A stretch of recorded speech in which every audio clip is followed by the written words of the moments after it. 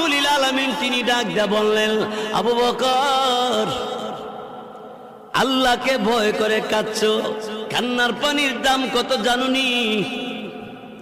চোখের পানির দাম কত জানেননি? কঠিন কিয়ামতের ময়দানে আল্লাহ নবী জাহান্নামের পারে দাঁড়ায় দাঁড়ায় কাঁদবে আর বলবে, হে আল্লাহ, জাহান্নামের ভিতর আমার উম্মতেরা আছে, উদ্ধার কইরা দাও আল্লাহ, তাদেরকে মাফ কইরা দাও। আল্লাহ রাব্বুল আলামিন, আমার আল্লাহ তাআলা জিবরাইল ফেরেশতাকে বলবে, জিবরাইল, আমি আল্লাহর কুদরতি দরবারে পানির পাতিল আছে, পানির পাতিল নিয়ে যাও, আমার নবীর কাছে নিয়ে দিবা, নবীকে বলবা এই পাতিলের পানিটা জাহান্নামের ভিতরে ছেড়ে দেওয়ার জন্য। রাসূলের কাছে জিবরাইল পানির পাতিল দিবে, আর জিবরাইল ফেরেশতার কাছ থেকে রাসূল পানির পাতিল পাইয়া পানিটা জাহান্নামের ভিতরে ছেড়ে দিবে। জাহান্নামের আগুন ঠান্ডা হয়ে যাবে, নিভে যাবে। দিলের নবী, আমার আপনার নবী রাহমাতুল লিল আলামিন এমনি ডাক দিয়ে বলবে, জিবরাইল, এত দামি পানি কোন জায়গা থেকে এনেছো? এটা কি হাউজে কাউসারের পানি না জমজম কুয়ার পানি? জিবরাইল বলবে, নবী গো, এটা হাউজে কাউসারের পানি না, জমজম কুয়ার পানি না, এটা কিসের পানি? আল্লাহ রাব্বুল আলামিন তখন ডাক দেয়, জিবরাইল রে, আমার নবীকে বলে দাও।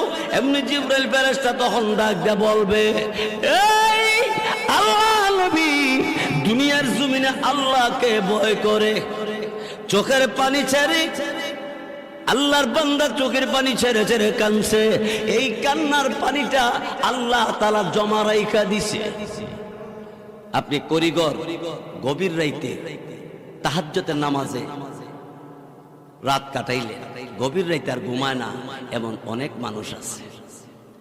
বহু লোক আছে, অল্প বয়সের আছে, মহিলাদের মধ্যে আছে, পুরুষের মধ্যে আছে। কত মানুষ শেষ রাইতে আর ঘুমায় না, ওযু বানাইয়া তাহাজ্জুদের নামাজে দাঁড়াইলে যায়। তাহাজ্জুদের নামাজ পড়ে ভিক্ষুকের মতো দুইটা হাত আল্লাহর দরবার বাড়াইয়া দিয়ে বলে, আল্লাহ প্রভু, এই পরওয়ারদিগার আলম, আমি গুনাহগার, তোমার নাম গফফার, আমি নাফরমান, তোমার নাম রহমান। আমরা নাফরমান কিনা? আল্লাহর নাম রহমান। আল্লাহ তুমি দয়া করে আমি নাফরমানরে তুমি মাফ করে দাও। চোখের পানি ছেড়ে ছেড়ে কাঁদতে কাঁদতে কুদরতি কদমে, আল্লাহর কদমে সাজদায় পড়ে কান্দে, বলে আল্লাহ তুমি আমারে মাফ করো। আল্লাহ রাব্বুল আলামিন ডাক দিয়ে বলে, এই এই বান্দা বান্দি, আমি আল্লাহ রাব্বুল আলামিনের দরবারে এইভাবে কান্দস করিগর। এলাকার কত মানুষ ঘুমের ঘরে ঘুমিয়ে আছে, লোকগুলি মাথা বালিশে, শরীরের মধ্যে কম্বল, এত আরামে ঘুমিয়ে আছে, তুই ঘুমাস না? তুই আমি আল্লাহর কুদরতি কদমে সাজদা। এইভাবে সব মানুষের মাথা বালিশে, আর তোর মাথা আমি আল্লাহর কুদরতি কদমে। আরে বান্দা, আমি আল্লাহ তোরে মাফ করবো না, কারে মাফ করব? গভীর রাতে গুনাহ করেছিস, কেমন গুনাহ করেছ? আমি আল্লাহর কাছে যখন সেজদা করে ডাক দিছ, আমি আল্লাহ এই মুহূর্তে তোরে মাফ করে দিছি। জোরে কোন ঠিক কিনা? আল্লাহ মাফ করবো কিনা? গুনাহগার বান্দা বান্দি রে আল্লাহ তাআলা এত সুন্দর করে ডাক দিছে, কোরআন শরীফে আছে। আল্লাহ বলেন, ইয়া ইবাদি, হে আমার বান্দা বান্দি। সুবহানাল্লাহ, জোরে কোন। কোন বান্দা বান্দি জানেননি? আল্লাহ বলেন, আল্লাযীনা আসরাফু আলা আনফুসিহিম, যারা গুনাহ করছো, যারা গুনাহ করতে করতে করতে করতে করতে করতে আসমানে লাগাইছো, সাগরে ফেনা সমতুল্য গুনাহ করছো, এই মন অপরাধীদেরকে আল্লাহ ডাক দিয়েছে, ও আমার গুনাহগার বান্দা বান্দিরা। সুবহানাল্লাহ, জোরে।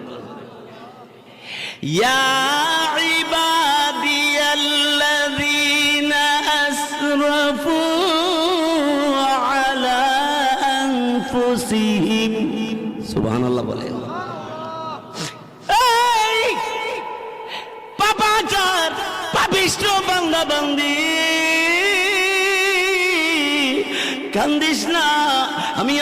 কাছে যখন এমনি কাঁদছস, আমি আল্লাহ তোরে ডাক দিলাম, লা তাকুনাতু মির রাহমাতিল্লাহ।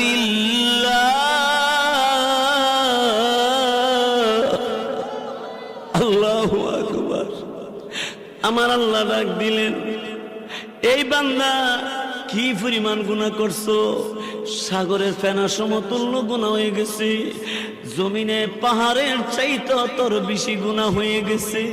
কান্দিস না, চোখের পানি ছেড়ে দিয়ে আমি আল্লাহর কাছে যখন মাপ চাইছো, এই অনেক আমি আল্লাহ ঘোষণা দিলাম, লা তাকুনাতু মির রাহমাতিল্লাহ।